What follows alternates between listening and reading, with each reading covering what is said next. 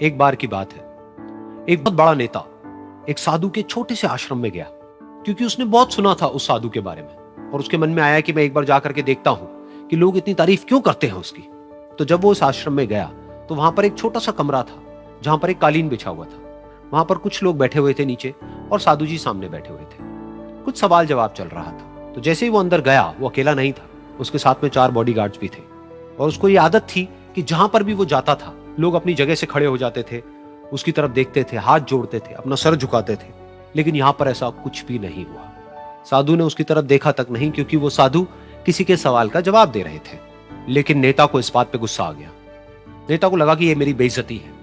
तो उस नेता ने साधु की बात को बीच में ही काटते हुए थोड़ा गुस्से से कहा, मैं आपसे कुछ कहना चाहता हूं। साधु ने उसकी तरफ देखा और बोले, आप थोड़ी देर रुकिए, पहले मैं इनके सवाल का जवाब दे लूं, उसके बाद में मैं आपसे बात करूंगा। तब तक अगर आप चाहें तो आप बैठ सकते हैं। बस साधु का इतना कहने की देर थी। नेता का चेहरा गुस्से से लाल हो गया और फिर उसने अपना सारा गुस्सा उस साधु के ऊपर निकाल दिया। अभी तक वो नेता बहुत ही तमीज से बात कर रहा था, यानी कि आप कह करके बात कर रहा था। अब वो तू तड़ाक पे उतर आया। नेता ने उस साधु को कहा, तुझे पता भी है मैं कौन हूं और तू किससे बात कर रहा है?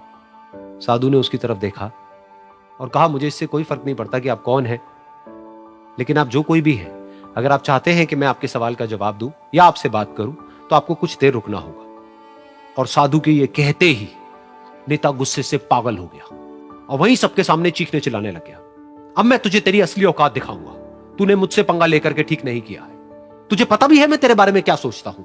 साधु ने फिर से उसकी तरफ देखा और बड़े ही प्रेम से कहा कि मुझे इससे कोई फर्क नहीं पड़ता है कि आप मेरे बारे में क्या सोचते हैं।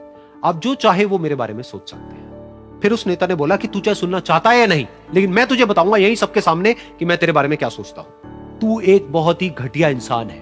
तू कोई साधु नहीं है, तू एक ढोंगी है, पाखंडी है और यहां पर जितने भी लोग बैठे हैं उन सबको बेवकूफ बना रहा है। तेरा बस एक ही मकसद है कि इन लोगों की जेब में जितना भी पैसा है वो सब तेरे पास में आ जाए। तू अपने फायदे के लिए इन लोगों का इस्तेमाल कर रहा है और अब मैं तुझे नहीं छोड़ने वाला। तेरा पर्दाफाश करके रहूंगा पूरी दुनिया के सामने। लेकिन उसके इतना बोलने के बाद भी उस साधु के चेहरे पर हल्की सी मुस्कान बनी ही रही। ये देखकर वो और तिल मिला गया और उसने कहा, अब बहुत हुआ, अब मैं यहां 1 मिनट भी नहीं रुकने वाला। लेकिन अभी भी तेरे पास में मौका है। अगर मुझसे माफी मांगनी है या मुझसे कुछ कहना है तो कह सकता है। इतना सब होने के बाद भी साधु बिल्कुल शांत था और उनके चेहरे पर एक मुस्कान थी। उन्होंने अपनी आंखें बंद कर ली। फिर साधु ने अपनी आंखें खोली, हाथ जोड़े और कहा कि मुझे आपसे कोई गिला शिकवा नहीं है। मेरे मन में आपके लिए कोई भी गलत ख्याल नहीं है। जो भी आपने मेरे बारे में कहा वो आपकी अपनी सोच थी। तो मुझे आप में कोई भी बुराई नजर नहीं आती है। मुझे आप एक बहुत ही भले इंसान लगते हैं। और साधु के इतना कहते ही नेताजी का दिमाग 7वें आसमान पर पहुंच गया। उनके चेहरे पर एक अजीब सी खुशी थी, क्योंकि उस साधु ने वो ही कहा जो बाकी सब लोग उस नेता को कहते हैं।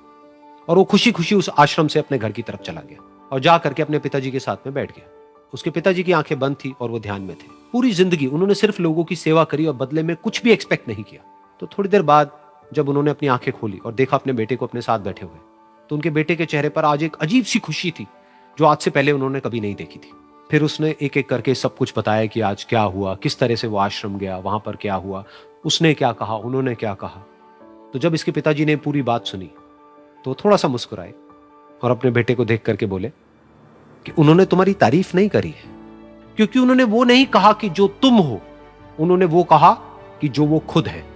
और तुमने जो भी कुछ उनको कहा वो नहीं कहा कि जो वो है, बल्कि तुमने वो कहा जो तुम खुद हो। यही बात वेदों में भी कही गई है, यथा दृष्टि तथा सृष्टि। ये दुनिया तुम्हें वैसी नहीं दिखती है जैसी कि ये दुनिया है। ये दुनिया तुम्हें वैसी दिखती है जैसे तुम खुद हो। जिसकी नजर जैसी है उसके लिए ये दुनिया वैसी ही है। तो अगर तुम अपनी दुनिया को बदलना चाहते हो तो उसका सिर्फ एक तरीका है, अपनी नजर को बदलो।